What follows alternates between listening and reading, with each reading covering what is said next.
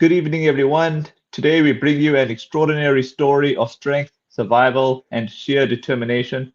Sharon Harripersadh is not just a name, she's a force, a survivor of gender-based violence, a mother who stared down danger with her infant in her arms, and a woman who continues to rise after every fall, stronger, bolder, and more inspiring than ever. From enduring a terrifying armed robbery to surviving a knife attack in broad daylight, Sharon's journey is not one of victimhood, but of power, purpose, and healing. In a field dominated by men, she manages forensic mortuaries with grace and grit. As a businesswoman, pageant queen, and founder of the Heart of SA beauty pageant, Sharon redefines what it means to be multifaceted.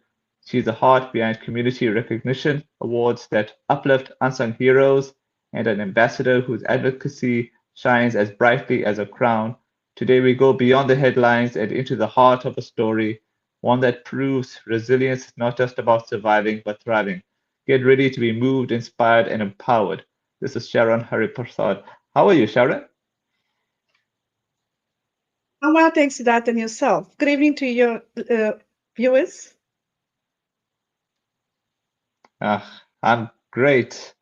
So, my opening question to you is your journey as a gender-based violence survivor is incredibly powerful. What helped you find the inner strength to keep moving forward after each traumatic incident? My family, I'd say my family, my kids, they are my support, they are my strength, they are my everything. From my first incident to my very last one, I'm sure that's not going to be the end as well, living in South Africa. But my children's is what my children's that keep driving me, my husband, my family. I'm very strong into family. Wow. Okay. Looking back at the armed robbery you faced with your infant son, how did that moment shape your outlook on life and safety? You know what, Siddharth? At that time, I realized that, you know what, we need to stop taking things for granted. You know what, I had just opened Mm, up my business, a takeaway, that's a restaurant, and my son was 6 months old. And, you know, there's a lot went through my mind at the time. I was armed. My husband was armed. They just came out of the blue, put a gun to my head. They actually put a gun to my head after my son started. He was a child, you know. You just got out of being sick, and oops, and you know mhm. he started screaming, and when he started screaming, they put a gun to my head. They said, quieten the child down. And you know, at that time it was my child, everything. And in that very moment I needed to make sure that they don't see the fire, because there were three of them and I had a firearm. I was armed, so I had to hide the firearm and also keep the child on my lap and make sure that my daughter was about 2.5 years old. Make sure that she does not do anything out of the ordinary to get them spooked or anything of that sort. All right. The incident 2 years ago involved a knife attack must have been terrifying. How did you process that trauma, especially with bystander present? You know what, Start? I actually I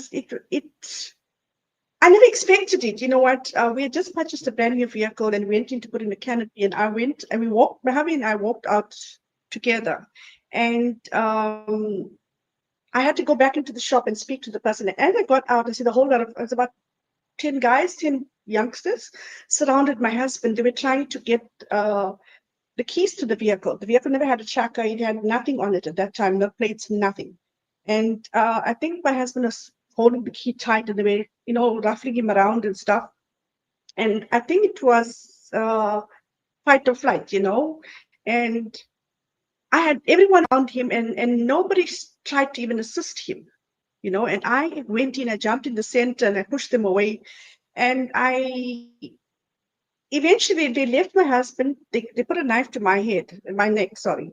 And I had some jewelry. They took the jewelry away. I gave it to them. I said, take whatever they wanted to do. They grabbed my husband's cell phone and they walked out like there was nothing wrong. There was absolutely nothing. So, And people stood around me, around us, and so what? There was nothing. There was no help whatsoever. You know? from the people out there. And that made me realize that, we need to be conscious of our surrounding. You're never safe anywhere. I was in my shop, in a closed environment, I was attacked. I was out in public, I got attacked. My GBV took place in a safe environment. So we are never safe anyway. And we need to be proactive all the time. Yeah, that's true. Uh, as a woman thriving in a Mm. male-dominated industry, maintaining forensic mortuaries, what were some of the biggest challenges you faced and how did you overcome them? My biggest challenge, I'd say, that was Hmm. working in the male-dominated industry. You know what? In this day and age, we still have that men that think that women should sit at home. And as an Indian, as a female, and for me to go in there and take away jobs that's male-dominated, and men do not want to take instructions from women. Hmm. I found that really, really challenging from the beginning to the end of my 3-year contracts. I really had a lot of problems. They went as far as holding back my payments. It was bad, but I persevered and I continued. Wow. All right. Going to forensic mortuaries for inspections sounds intense. How do you mentally prepare yourself and your team for that kind of environment?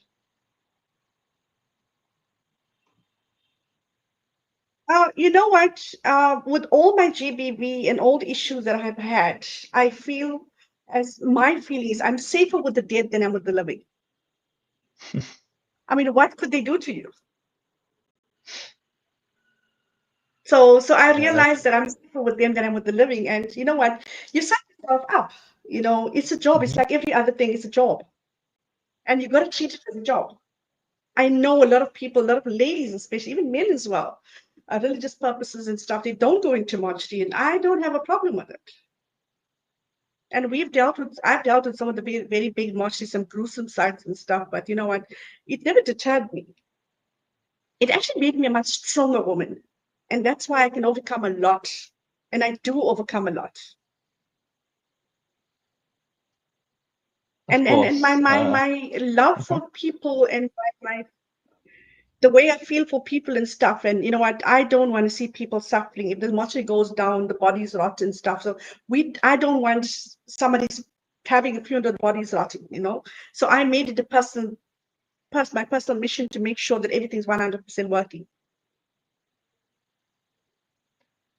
Okay, you're not only a businesswoman, but also a pageant director and two-time pageant queen. How do you balance the glamour of pageantry with the grit of your professional work? You know what? It's at times you need to shift focus. You need to take yourself out of one situation to another. I think I've been able to do that quite comfortably over the years. A role as a GBV survivor, court appearances. You got to get there, get out, and you put yourself in situations. I take myself out of certain situations. I put myself in. I'm easily able to maneuver myself.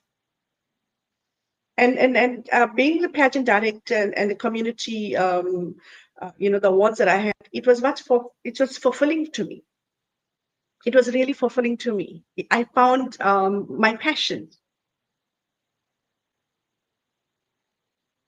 Okay, as an ambassador for Mrs. Majestic Royalty, SA, and Charity Queen, what causes are closest to your heart and why?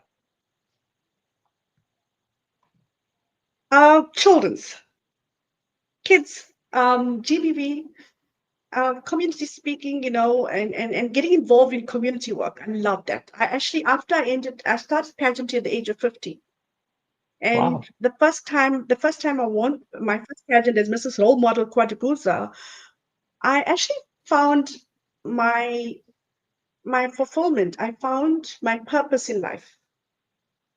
And since I entered then, I became much more active in community work. I've had a voice. I've been Hmm. through GBV 12, 13 years ago, but I've always wanted to be able to talk about things. I'm very vocal about what happened to me. But I think I was not brave enough to go out publicly and speak. But once I won Mrs. Role Model Kwatuguza, I found that voice. I found my passion. I found my peace. Right. Tell us more about the heart of SA Beauty Pageant. What inspired you to create it, and what impact have you seen make it in your community? Seen it make in your community? You know what? How did SA Beauty Hmm. Pageant? It came about after I was put on stage, and I was, sorry, one second. Sure. I was put on stage, and I was actually put to be humiliated on stage. And Oh, I made sure, I said to myself, I will never allow another woman to go through that. I've crossed all the T's, I've dotted the I's, I've done everything. And I was put on stage deliberately to be humiliated because, um, let's say, I'd say nastiness, women's nastiness. So what I decided to do was host beauty pageants and make sure that what happened to me never happens to the next person. And use that instead of being bitter to uplift girls, to show them that not everybody is the same. And after I opened the heart of SA, you know what? I've seen the difference. I made a difference in the girls in the community, kids that were bullied at school, kids were like victimized and stuff.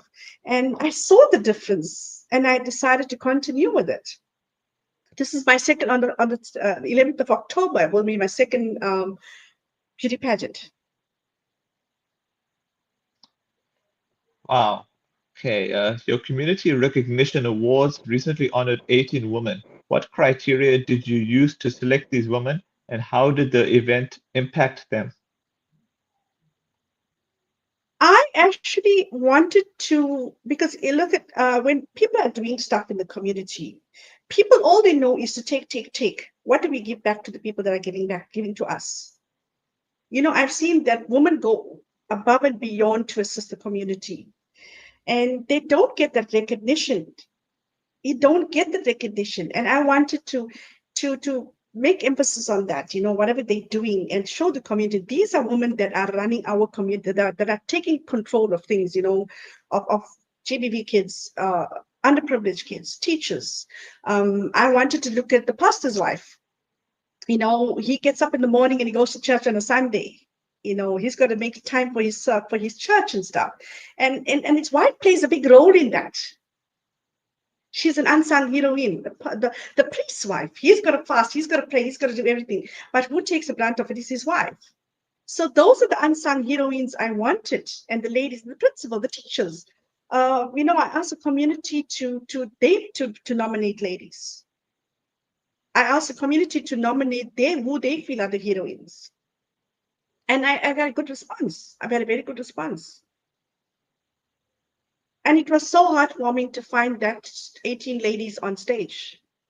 And it's something that nobody, when you sit and listen how much of work they've been doing, and nobody recognized them. And I was the first person to do it. And it was a free award. It wasn't an award where you need to pay an entry fee to be there. That's what I wanted. That's what I wanted it to be about. I mean, a woman spends her whole life doing community service, but she doesn't get a thank you. Of course. She doesn't get recognized.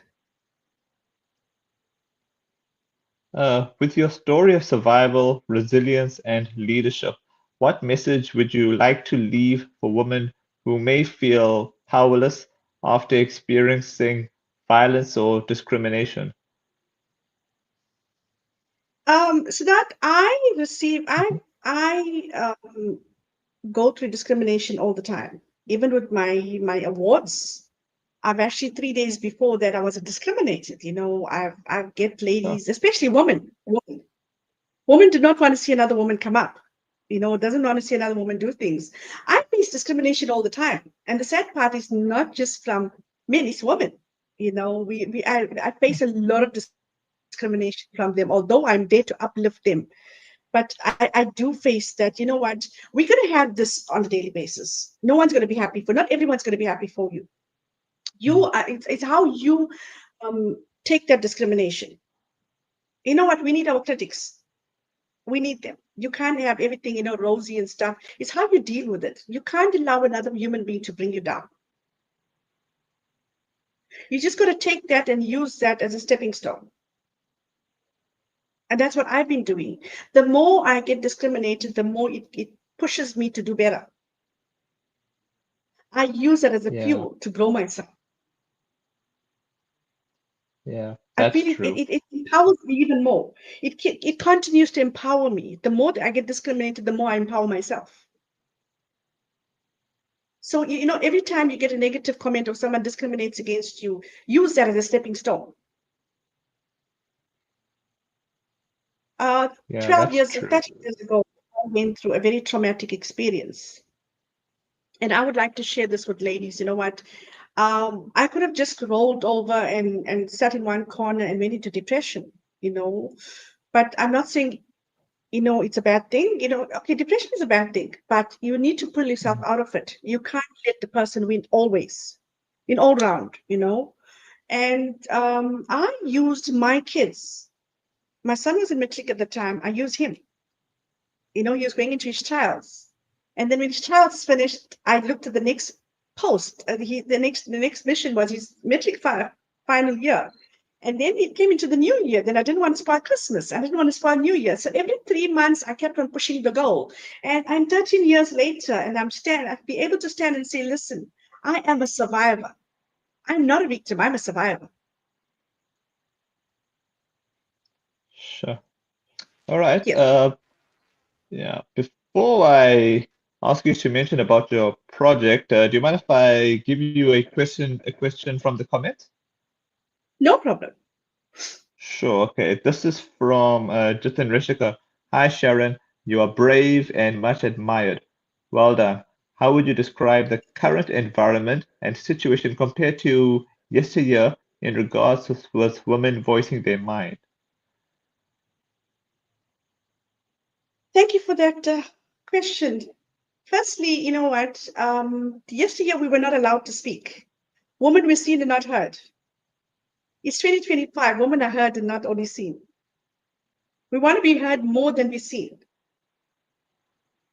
And you know what? I think the stronger women are much stronger now than they were yesterday.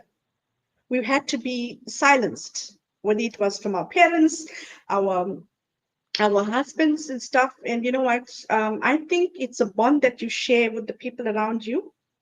You allow people to treat you the way you want to be treated. So if you're an outspoken person, everybody will allow you to be outspoken. But if you're going to be this person that's show the people that you're scared to be outspoken, and that's how people are going to treat you.